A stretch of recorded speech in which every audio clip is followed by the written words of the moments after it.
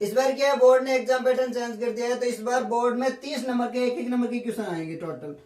तो आज हम पढ़ेंगे एक एक नंबर वाले सारे क्वेश्चन, सभी प्रश्नावली से एक एक नंबर के कैसे क्वेश्चन आ सकते हैं वो पढ़ेंगे। हाँ, इसमें क्या है कि जैसे मैंने यहाँ चॉइस दिया तो हो सकता है वैल्यू चेंज कर दे, बाकी तरीका यही होगा। तो सभी प्रश्नावलियों से एक एक नंबर आने वाले क्वेश्चन है ना, वो आज पढ़ेंगे। पिछले वाले वीडियो मैंने सभी फॉर्मूले बढ़ा दिए थे, क्योंकि फॉर्मूले बहुत जरूरी है, अगर फॉर्मूले याद नहीं है तो कुछ भी नहीं आता। तो पिछले वाले वीडियो में सारे फॉर्मूले पढ़ लिए थे। आज पढ़ेंगे एक नंबर के क्वेश्चन, क्योंकि टोटल अगर 30 नंबर के आ रहे हैं तो बहुत जरूरी है ना, 80 में से 30 नंबर तो एक एक नंबर के क्वेश्चन आएंगे। अब ये एक एक नंबर के क्वेश्चन कैसे आ सकते हैं? खालिस्तान आ सकते हैं, सत्य असत्यम आ सकता है, या सीधा आंसर पूछ सकता है, और अभय सत्य आ सकता है।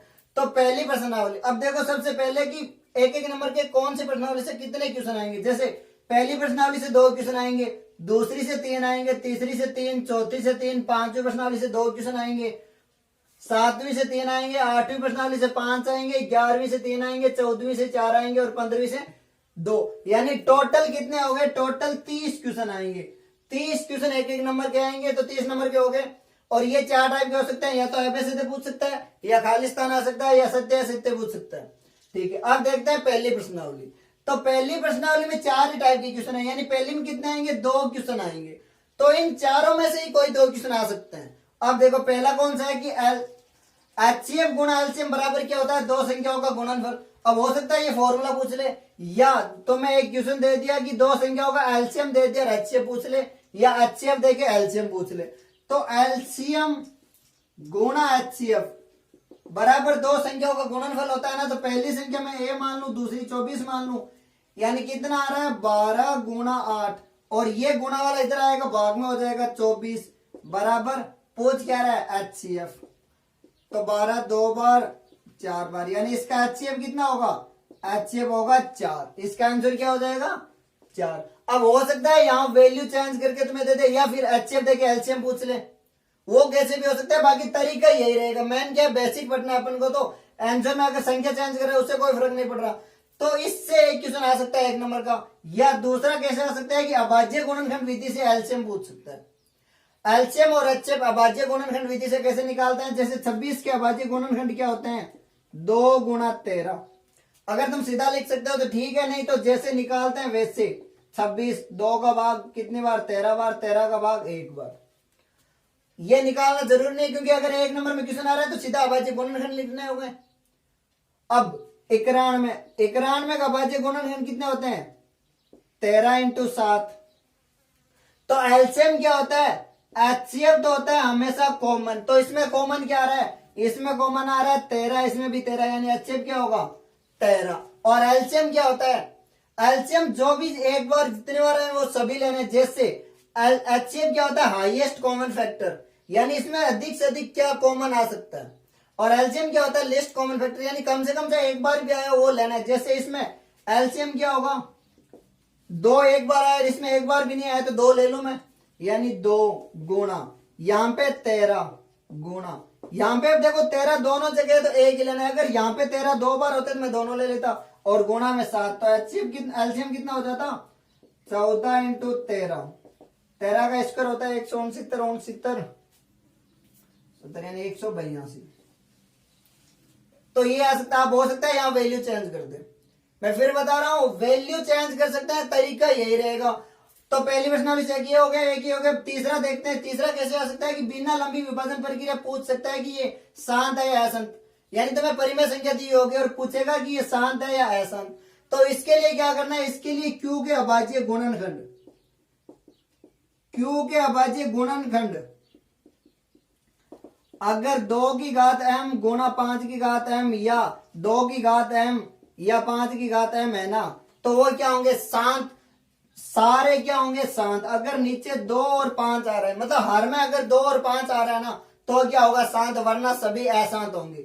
जैसे यहाँ पे 8 है, तो 8 के कितने होते हैं? 8 के होते हैं 2 की घात 3, यानी ये क्या है? ये है शांत। इसी प्रकार 625 क्या होंगे? 25 × 25, यानी 5 की घात 4 होंगे।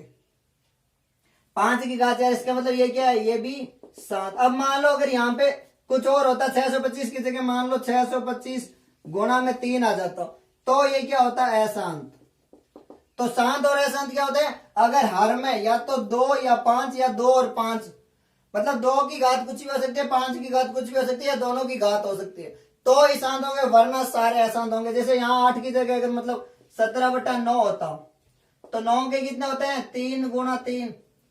अब इसमें ना तो 2 है ना 5 है, 2 और 5 के अलावा कुछ भी हो तो क्या होगा? अशांत। ठीक है। चौथा टाइप का क्वेश्चन ये है कि दशमलव प्रसार देके पूछ सकता है कि जो ये दशमलव प्रसार है इसके क्यों के अभाज्य गुणनखंड क्या है। अगर संख्या पॉइंट के बाद रुक रही है इसका मतलब क्या है? ये दोनों परिमेय संख्या है। परिमेय संख्या क्या होती है? या तो पॉइंट के बाद दशमलव बाद पूरा भाग जाए या संख्या रिपीट हो, तो दशमलव दोनों क्या है? परिमेय संख्या है। पर इसके दशमलव प्रसार क्या है? अगर पॉइंट के बाद रुक रही है ना, इसका मतलब क्या है कि 2 गुणा 5 है, यानी इसमें क्यों के अभाज्य गुणनखंड क्या है? क्यों के अभाज्य गुणनखंड 2 या 5 या दोनों हो सकते हैं। और इसमें संख्या पुनरावृत्ति हो रही है, और पुनरावृत्ति हो रही है इसका मतलब क्या है कि क्यों के अभाज्य गुणनखंड 2 और 5 के अलावा कोई और संख्या होगी।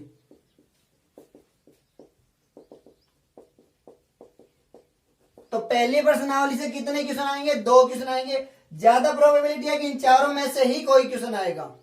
हाँ, संख्या चेंज कर सकता है पर तरीका यही रहने वाला है। तो चारों बता दिए क्या है कि एलसीएम गुणा एचसीएफ, फिर एलसीएम पूछ सकता है, या एलसीएम और एचसीएफ निकालना पूछ सकता है किससे? अभाज्य गुणनखंड विधि से, या बिना लंबी विभाजन प्रक्रिया दिए सीधी परिमेय संख्या दी होगी और पूछेगा शांत है या अशांत। और चौथा तरीका कौन सा है कि इसके दशमलव प्रसार पूछ सकता है। तो पहली प्रश्नावली में यही प्रोबेबिलिटी है कि इसमें से कोई 2 क्वेश्चन आए। दूसरी प्रश्नावली, तो दूसरी प्रश्नावली में कितने? 3 क्वेश्चन आएंगे एक एक नंबर के। दूसरी प्रश्नावली में एक पक्का क्वेश्चन आएगा शून्य का। अब उसमें क्या है कि शून्य पूछ सकता है, शून्यकों की संख्या क्या पूछ सकता है? इसमें शून्यकों की संख्या पूछ सकता है कि कितने शून्यक है। ठीक है। अब शून्यकों की संख्या समीकरण देके पूछ सकता है या फिर ग्राफ देके पूछ सकता है। तो शून्य क्या होता है? अगर ग्राफ दिया हुआ है ना, तो जहां ये एक्स एक्स पर प्रतिच्छेद करता है वही शून्यक होते हैं। ग्राफ में क्या होता है? एक्स एक्स पर प्रतिच्छेद। ये ध्यान रखना कि एक्स एक्स पर प्रतिच्छेद, जितनी बार एक्स एक्स पर प्रतिच्छेद करते हैं ना उतने शून्य को होते हैं।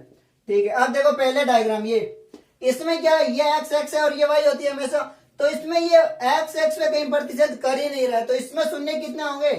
0। इसमें ये 1 2 3 4 कितने होंगे? 4। और इसमें देखो 1 2 3 4 5, अगर 5 कर दिया ना तो गलत होगा, क्योंकि यहां पे ये क्या है? वाई एक्स है और ये है एक्स एक्स। और शून्य क्या होता है? जहां पे ये एक्स एक्स को प्रतिच्छेद करती है ना वही शून्य होता है। इसमें 0, इसमें 4 और इसमें सिर्फ 1, ये एक जगह प्रतिच्छेद करता है, तो इसमें शून्य कितने होंगे? इसमें होंगे 1।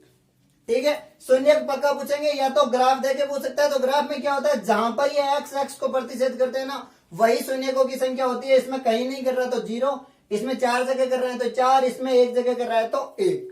दूसरा समीकरण देके पूछ सकता है कि इसमें कितने शून्य होंगे।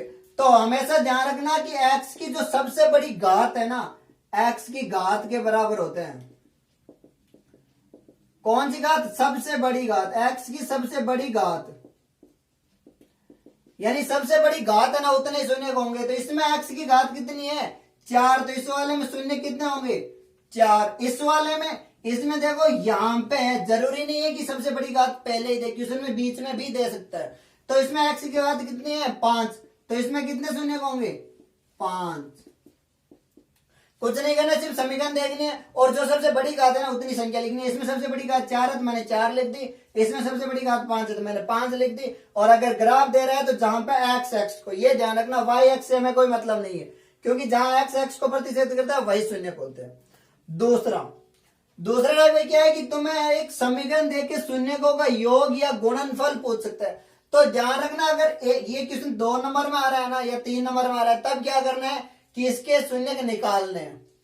कौन सी विधि से? गुणनखंड विधि से, या श्रीधर आचार्य फॉर्मूला लगा के किसी से भी निकाल लेना। लेकिन अगर क्वेश्चन सिर्फ 1 नंबर में पूछ रहा है ना तो हमें शून्य के निकालना नहीं है, डायरेक्ट शून्यकों का योग क्या होता है?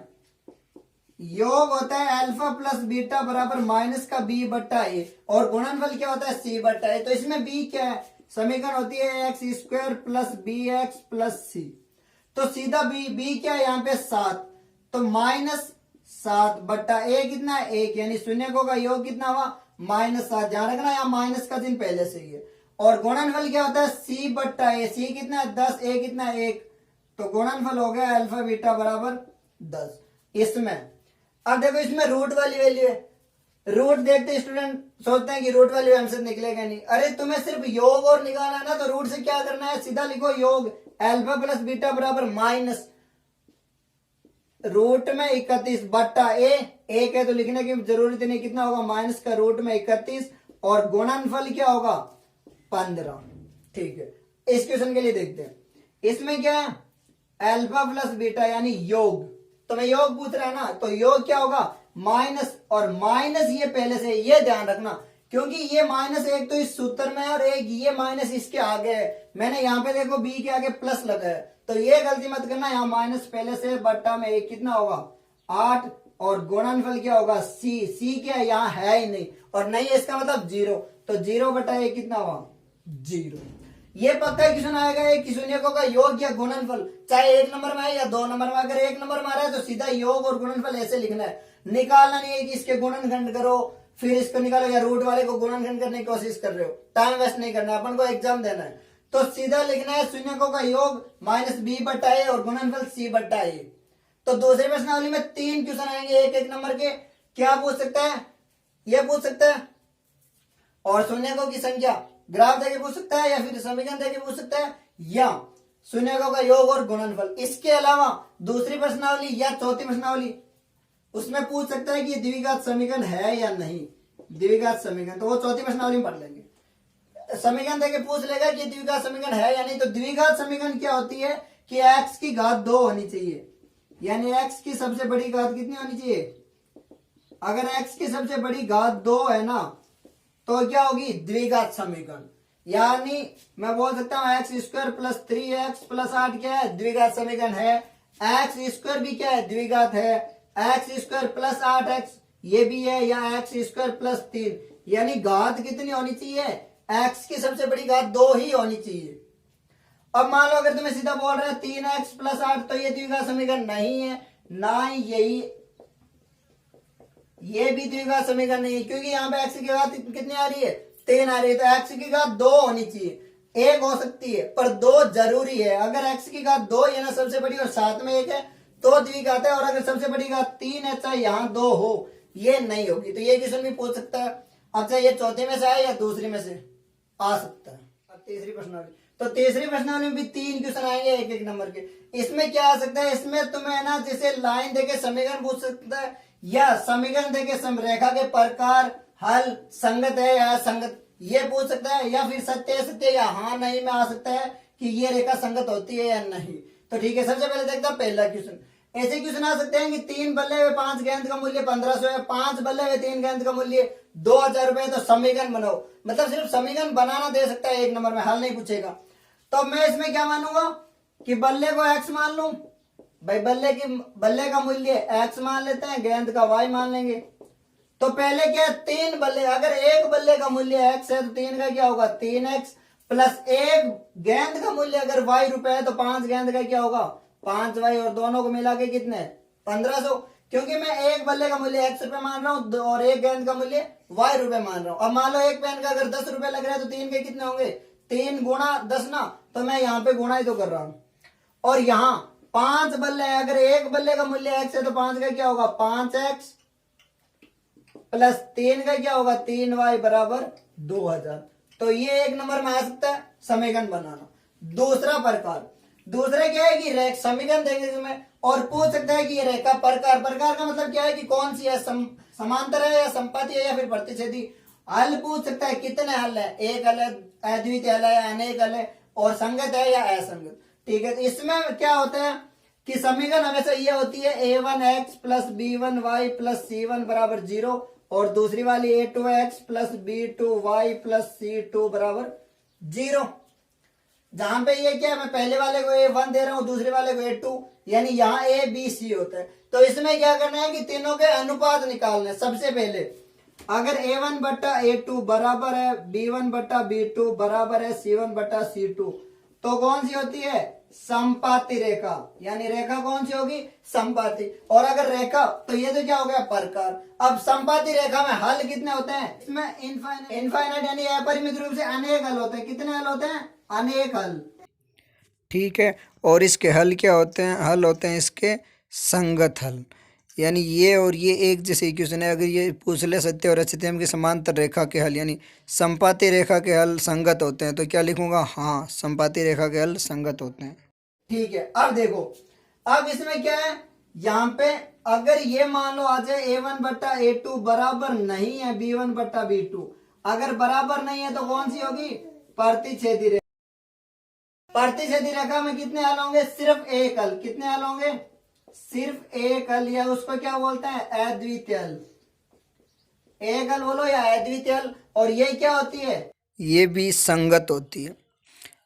इसके बाद तीसरी क्या होती है? A1/A2 बराबर B1/B2 बराबर नहीं है C1/C2। इसको क्या बोलते हैं? समांतर रेखा। समांतर रेखा में कोई हल नहीं होता है। क्या होता है? कोई हल नहीं। और इसको क्या बोलते हैं? इसको बोलते हैं असंगत। ये ध्यान रखना। अब देखो, तो यहाँ पे क्या समांतर रेखा का हल संगत होते हैं। अगर ये एक नंबर में आ रहा है तो क्या लिखना है? नहीं, क्योंकि ये तीन अगर पता है ना तो चाहे क्वेश्चन कैसे ही पूछ ले, ये तीन पता होना चाहिए। तो इन दोनों के उत्तर इसी में है। अब देखो, ये क्या होंगे? नहीं, ये हाँ, और ये भी क्या होगा? हाँ। या तो क्वेश्चन ऐसे आएगा या ये दे के पूछ सकता था। अब देखो, पहला ये, इसमें क्या है? 1/2 बराबर 1/3 और 1/1, ये बराबर है क्या? नहीं है। यानी A1/A2 बराबर नहीं है B1/B2। तो ये रेखा कौन सी होगी? ये वाली। यानी पहले का उत्तर कौन सा है? ये। अगर रेखा पूछ रहा है तो क्या लिखूंगा? प्रतिच्छेदी। अगर हल पूछ रहा है तो मैं क्या लिखूंगा? अद्वितीय हल। और अगर पूछ रहा है संगत है या असंगत तो मैं क्या लिखूंगा? संगत। अब करते हैं दूसरे की बात। ये पहला, ये दूसरा और इसको तीसरा मान लेता हूं। दूसरे में क्या है? देखो, 1/2, ये भी 1/2 और ये भी 1/2, यानी तीनों क्या है? बराबर। और तीनों बराबर किस में होते हैं? संपाती रेखा। यानी अगर ये पूछ ले कौन सी रेखा है तो क्या लिखेंगे? संपाती रेखा। अगर पूछ ले कितने हल है तो अनेक हल। और अगर पूछ ले कि ये संगत है या असंगत तो क्या लिखेंगे? संगत। अब तीसरे में क्या है? 1/2, यहां पे 1/2 और ये 2/3, तो ये बराबर नहीं है और ये बराबर है। इसका मतलब तीसरा कौन सा है? ये। और दूसरा कौन सा है? ये वाला। तो इसमें क्या लिखूंगा? समांतर रेखा। अगर रेखा का प्रकार पूछे, तीनों में से कोई एक ही पूछेगा। अगर प्रकार पूछेगा तो समांतर, अगर हल पूछेगा तो कोई हल नहीं है, और संगत या असंगत पूछेगा तो असंगत। ठीक है। तो इस एक से ही ये तीनों टाइप के क्वेश्चन आ सकता है। कोई एक आएगा एक नंबर में। तो तीसरी प्रश्नावली से तीन क्वेश्चन कौन से आ सकते हैं? समीकरण बनाना आ सकता है, या फिर ये वाला। अगर ये पता है ना तो चाहे क्वेश्चन कैसे ही घुमा के देते, ध्यान रखना ये तीनों के अनुपात पता होना चाहिए। अगर अनुपात तुम निकाल सकते हो तो संगत, असंगत, समांतर, संपाती, एक हल, अनेक हल सब कुछ बता सकते हो। बस, तो तीसरी प्रश्नावली में यही तीन क्वेश्चन आ सकते हैं एक नंबर में।